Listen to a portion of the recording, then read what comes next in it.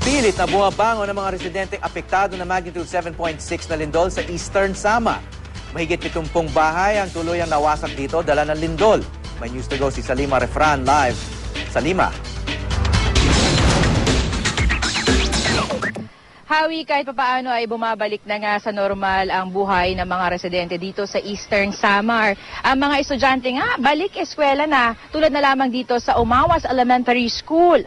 At dahil nga yung mga classroom sila, bagamat okay pa naman, meron ng mga ilang bitak-bitak. Ang eskwelahan, naghahanda na. Ngayong umaga, magkakaroon sila ng earthquake drill. May ilang residente ang pinipilit pa ring ibangon ng Samar.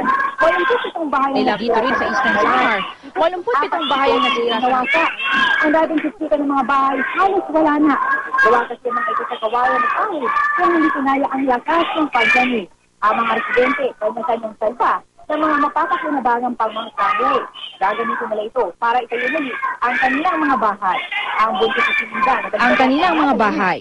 buntis sa sinida nadagdagan o nadaganan nang gumuho ang kanilang bahay. Mabuti na lamang daw at nasagip siya ng kanyang asawa at hindi napaanak ng 10 oras. Sugatan lubos ang pag-aalala. Hindi na ito marawang bata matapos samaan ng tao sa ulo ng lumundol.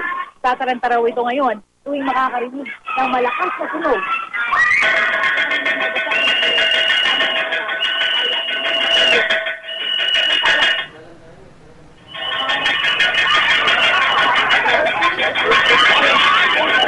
Dex.